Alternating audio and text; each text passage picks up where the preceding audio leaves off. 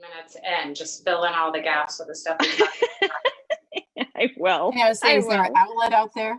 It says we're streaming now. It says we're live, I think. I think we might be. Hello, I think we're friends. live. It says we're live. Yes, we're hello, friends. So we are live. We did it. Oh my gosh. We figured it out. Is it okay to have a drink before noon? Because this is like such an accomplishment. Oh my gosh. Bloody Marys, please. Where's my mimosa?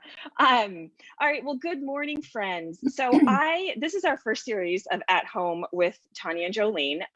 It is a ad hoc version of Hoda and Jenna and all the other fun kind of duos that we have that we watch on TV nowadays. And so the purpose for us to be together today is just talk about some of the things that we've done while we're in quarantine and staying home and being safe. And Jolene and I put our heads together and thought that we have a wide range of people that we've worked with. We've been pretty blessed in that. And we reached into our databases to bring experts to talk about home and body and mental health and spiritual stuff and anything that we can think of that's home-based, which is a lot. So today I have such an honor to share with you Tamara Crean. And so if you know Tamara, she is a wonderful human. She is a friend of mine. She has been a client of mine. She has been, her kids and my kids have gone to school together. But most importantly, she is the owner of Wheelhouse Pilates in Clifton, Virginia. And right now she's in a little vestibule lobby of her studio because there's online classes that are actually going on in her studio, which is part of the thing I want her to talk about today. But let me just give a little bit short of an introduction. Aside from my connection to Tamara, which I love, she is, like I said, the co-owner of Wheelhouse Pilates. She is a lifelong Pilates learner, and she's actually a master at it. I'm not sure what the highest level of all of it is, but she knows so much, and I'm so glad that she's going to share with us today. She has owned multiple small businesses in her life, which is also a really interesting facet with where we're at right now. And she is wonderful in terms of understanding our bodies, both mentally and physically. So let me stop talking and let Tamara do it. Do all the talking now because she is our knowledge expert today. So Tamara, the first thing I thought we would talk about is just generally speaking, what is Pilates? I know it's kind of an interesting philosophy or not exercise, but practice, I suppose. So I'm going to hand it over to you and you help us explain to understand what Pilates is. All right, so Pilates is a method of movement that really utilizes the body in the most functional way to provide balance. So there's lots of different types of movement modalities, and Pilates specifically organizes the body in a super functional way to eliminate injury and pain and fatigue in the body so that you can kind of live life on your own terms, doing the things that you want to do. It was created by a gentleman named Joseph Pilates at the turn of the century. And he was German and sort of a sickly child, and used the opportunity of looking at animals and how they moved in order to sort of recreate how we as humans might consider moving. So not using body parts that we don't need to use to do movement, being as functional as possible. So like any good organization, chain of command. When you follow the chain of command, an organization usually works. Our bodies are so when we use our bodies appropriately to do movement and we follow the chain of command, our bodies typically stay pretty healthy. And so we use spring resistance and machines and movements on the mat with different kinds of props to help provide balance. And the idea is that we're constantly looking to get back to the natural shape of the spine. And so that's what we focus on in Pilates. So I wonder, and I know Tanya and I have talked about this, is, I have personally not done Pilates. So and I know Tanya said you guys, and you mentioned you're doing online classes. So I'm excited. I'm going to try that after. But what is the difference between Pilates and yoga? Because, I think a lot of people interchange them and think they're the same, but I know that they're different, right? Yeah, so that question comes up an awful lot. So yoga is a Eastern sort of philosophy. There are, the yoga practice, the asana practice itself is just one of the 8 limbs in the yoga. And it focuses more on opening up body parts in order to open the chakras, taking more of a Eastern philosophy of meditation and movement. It's static poses. You're not working against resistance. You're not necessarily looking at alignment. It is more about flowing from move to move, where Pilates is more structurally based. We're looking at your body specifically and creating a movement, a workout based on your specific body and trying to align you specifically back into place. Oh, I think I lost your volume. Nope, nope, you're good. Sorry, that was me and a technical glitch. You're good. You're good. I was trying to run the other board over here with questions and it just went, woohoo. Sorry. Life right now. Yeah, I know. I'm saying I'm asking all the questions and maybe you don't want me to, Tanya, but I was just curious. No, you do it. You good. You're good. Online, like you're saying, kind of like aligning your body, like knowing what your body is and how to align that. How do you achieve that right now in our world, trying to do it virtually? So the idea is that when you take our online classes, we know how the body's supposed to work. So I know that when I raise my arm up, most of us kind of do this action. Well, that's ideal, right? Like I don't need to have my shoulder all the way up to my ear in order to lift my arm up. So knowing how the body actually works, and also everybody's body does the same thing, that I know that. And so when I'm doing these classes, I can go, hey guys, make sure this is what's happening. Make sure this is going on. Really focus on this rather than allowing your body to do something. And that just comes from years and years of observing the human body. Okay. Very good.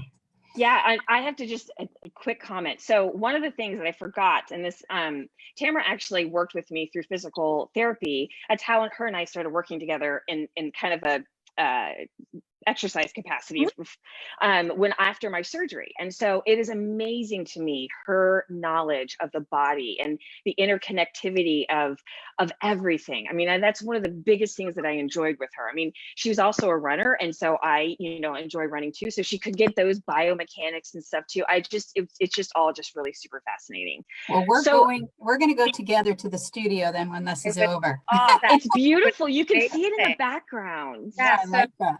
Yeah, we're in downtown Clifton, and it's a pretty amazing little town. If you haven't spent a lot of time there, Tanya helped us buy our house here, gratefully, graciously. So originally I said, one day I'm going to live and work in Clifton, and so Tanya helped realize the latter part of that dream. Awesome.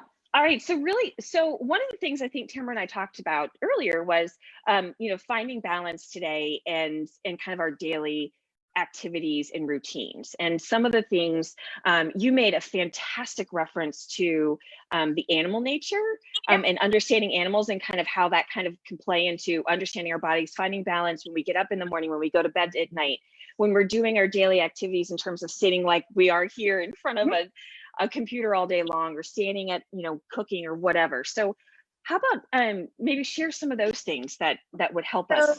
So one of the things that we talked about is that when we look at how animals move, and this is my fun word is pandiculation. It's a fun word. Right? So animals pandiculate, all mammals pandiculate. When you see a cat get up in the morning or after it's been sitting for a while, it moves its body to sort of reset things back into space. We as humans, we just jump up out of bed, we jump out of our seats, things like that. And we don't give our bodies the time to sort of reorganize and reset. So my suggestion to every single one of my clients, even at the end of class, we pandiculate. I'm like, all right, everybody, let's pandiculate and reset our body back together. So my suggestion is always to take a moment or two, start with breath, couple breaths, and then really allow your body to connect, starting at the feet, working through the legs, all the way up through the crown of the head, and just sort of move things around. I like to use the analogy that motion is lotion. in our bodies. So move, we create more synovial fluid and things like that to like warm up our joints. So the more time that we can spend not being in static positions, the better it is for our bodies, the less creaky things are. So highly encourage getting up and moving all the time. It's been very interesting for me because I never sit down when I'm teaching, I'm constantly moving. Yes. So not having that in my life right now feels very strange. Like my body's like, ugh, this isn't awesome. And I get the sense walking, moving, how different things are now. Yeah, I just got up. I was at my computer for about an hour and a half, didn't move. And I got up, I'm like, oh my gosh, my body is creak. Exactly. Ouch. Oh. Yeah, and that's where that motion is lotion theory comes in. Yeah, I'm going to keep that on. Yeah. Like, oh, yes, I got to move here. Yeah. That's so what about things like so a lot of us are walking more and we're running more and we're being more, physically active, which is so fantastic, and we're taking in the outside, and good time of year, I suppose, to do that when we can be outside safely. What about some things there that support us in creating our balance and how we're physically active? So one of the things that we really focus on in Pilates is realigning the spine into its natural curve. And we all have this S curve in our spine. Some of us are more straight or more bent, but for the most part, we all have this natural S curve. When we sit all the time, we take our spines out of that S curve. And then we don't use the muscles around the back and the abs to support your spine in its ideal place. Well, when that happens and we take it outside to run or walk, and we don't have our spine in the right place where it's most shock absorbent, we start to create some pain and some injury in our bodies. Our lower backs start to hurt, or our neck starts to hurt, things like that. So anything that you can do to open up those back muscles, because we're constantly slumped over. So anything, the extension, even if it's laying on a foam roller or a pillow or a bolster, to allow the pecs to open so that when you're going for your walk, you're not slumped over. So when you're going for your run, your bum isn't tucked underneath and compressing the lower back. So you really want to think, how do I open my front body, whether it's passive stretching, like on the foam roller, or whether it's actually doing exercises like rotations and twists to sort of allow the upper part of the body and the lower part of the body to open up into extension. Really important. That is, I mean, just when you're talking, I'm like, oh, I need to sit up. I know, right? You automatically like slumped down. I know, I'm watching, right? So that's I see you. Right. So really quickly, because I think Jolene's going to ask a really cool question, which is the other piece of Tamara, which I love about meditation. But before we get there, a lot of Pilates, or my misunderstanding about Pilates, was that it needs equipment. Right. And I know it is somewhat equipment based, but what you guys are doing to the point of what you're talking about, opening up your body and stuff, is a lot of mat work, right? And that's what your online classes are offering. So we have been traditionally an equipment-based studio because the equipment is really, really awesome. It allows you to work with people with injury, load-bearing movement, bone density, the whole thing. But in this time where we're all stuck kind of at home, we wanted to offer some online options for mat classes, to connect with people that we saw all the time. And the second thing is that there are so many mat exercises that you can do. So Joseph Pilates actually started with a mat repertoire. And then when he was exiled at the Isle of Man with the soldiers during the war, he came up with the equipment to work with the bedridden soldiers. So it was all started on the mat. Wow. So what studios were offering online Zoom classes. You can register online, and each day we're picking kind of a different theme. So like Mondays are Mindful Monday. Tuesdays we're doing a Pilates and yoga. So we're doing different things each day to bring people in. You can take the classes live, or we can send you the recording. And that's what we were doing right before we started our live session today. So they just go to your your website then, and they can sign up and either do it live, or you'll send them the recording via email? Yep. So it's Wheelhouse Pilates. And it takes you to our website, and you can sign up for classes there. So we're just trying to have a little fun while we're all kind of struggling and in this. to keep the community involved in each other's lives and keep our bodies moving. Awesome.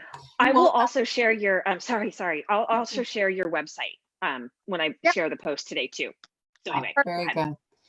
So Tanya and I were chatting, and she said that something else that you're, I guess, is this something recently that you've got into as meditating, or is this something you've been doing for a while? And just tell us a little bit about your practice with that and how you kind of have evolved that into your life. So I'm also a yoga instructor. I was a Pilates instructor for about 15 years and just a practitioner of yoga, and then decided to really dive into it more. And part of my yoga practice is the meditation part of it. I started just with simply meditating, just trying to get started with it. And now as my practice has evolved, my meditation practice has changed significantly. But when I first started, it was something, and Tanya and I talked about this, my yoga guru, actually how he started this whole process for me. So think about it like brushing your teeth. Right? You brush your teeth for 2 minutes every day and you don't think about it. You just do it. And so that's how you have to start thinking about meditation. Like it takes 2 minutes, it's 21 breaths, and you just start doing it. And then as you do it more and more, it obviously becomes easier. We don't even think like, oh, am I going to brush my teeth today? No, we just go and do that. And so as my meditation practice has evolved, I've added mantra and, some more guided, meditation, things like that. But it literally just started as breath. And meditation itself translates to mind tool. So we're training the mind to be relaxed. Now, is this something you do at like the same time every day, or kind of what's your practice? How is that? I set up a meditation space in the house, and in the meditation space, I try to dive into the senses. So I have either an incense or a candle.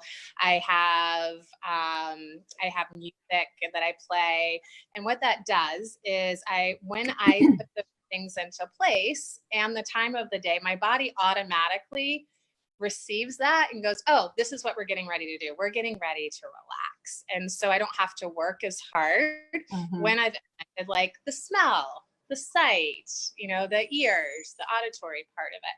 And I do it every morning when I get up before the family gets up. And that's how I start my day. Now, have you had clients, because I know there's different apps too, that like I've done the Calm app, I've tried it on the Peloton app. Yep. Is there one, any other, like as you're kind of just starting into it, something that can kind of help you until you find those mantras? Yeah. So my suggestion would be to start with something very short. Okay. Like I wouldn't do anything more than like 5 minutes. Okay.